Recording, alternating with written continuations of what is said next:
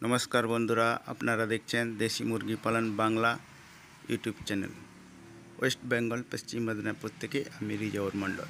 আজকের বিষয় বর্ষার সময় মুরগিকে কক্সিডিওসিস রোগ থেকে বাঁচানোর সহজ এবং সরল পদ্ধতি সম্বন্ধে আলোচনা। বর্ষার সময় আপনারা বেশিরভাগ সময় দেখবেন যে বাতাসে জলীয় বাষ্প প্রচুর পরিমাণে থাকে এবং লিটার স্যাঁতস্যাঁতে ভিজা ভাব থাকে। তার জন্যে কক্সিডিওসিস রোগে মুরগি প্রচুর পরিমাণে আক্রান্ত হয়। তাই ওই যখন কক্সিডিওসিস রোগে মুরগি আক্রান্ত হবে তখন কিভাবে তাকে সুস্থ করে তুলবেন সেটা সম্বন্ধে আজকের আলোচনার বিষয়। মুরগি রক্ত পায়খানা করে এবং চুনের মতো পাতলা পায়খানা করে, এটাই হচ্ছে কক্সিডিওসিস রোগের লক্ষণ।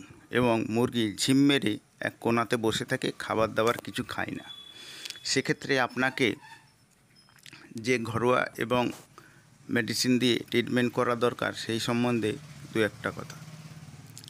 যদি অ্যাম্পোরিলিয়াম থাকে কিংবা সুপার কক্স কিংবা ড্রাপিম থাকে, পায়খানার জন্য খুব উপযুক্ত ওষুধ এবং কক্সিডিওসিসের জন্য খুব উপযুক্ত। তিনটার মধ্যে যে কোনো একটা ব্যবহার করতে পারেন। আর যদি না থাকে তাহলে আপনি যে ওষুধটি ব্যবহার করতে পারবেন ঘরোয়া উপায়ে, সেটা হচ্ছে রসুন, এক পিস গোটা রসুন 1 লিটার জলের মধ্যে পিষে মিক্স করে মুরগিকে খাওয়ানো যেতে পারে। এবং অ্যালোভেরা আপনি জুস করে জলের মধ্যে দিতে পারেন। এবং হলুদ, কাঁচা হলুদ জলের মধ্যে দিতে পারেন, কক্সিডিওসিসের জন্য খুব ভালো। আরেকটা যেটা ভালো জিনিস সেটা হচ্ছে অ্যাপেলের সিডার কিংবা ভ্যানিগার ব্যবহারেও কিন্তু কক্সিডিওসিস রোগ থেকে রেহাই পাওয়া যায়। তাই মুরগিকে কক্সিডিওসিস রোগ থেকে সুস্থ রাখার জন্যে লিটার সবসময় শুকনো এবং যাতে না ভিজে যায় সেই দিকে নজর রাখতে হবে। এবং আরও একটা জিনিস করে রাখতে পারেন আপনি, তুতে কিংবা কপার সালফেট 50 গ্রাম এবং ভ্যানিগার 400 ml, পানি 600 ml, এগুলো একসাথে মিশিয়ে সলিউশন বানাতে হবে। এবং পরে 10 ml করে 1 লিটার পানিতে মিশিয়ে একদিন পর 5-7 দিন দেওয়া যায়। তাতেও কিন্তু কক্সিডিওসিস রোগের জীবাণু নষ্ট হয় এবং মুরগি সুস্থ এবং সবল থাকে।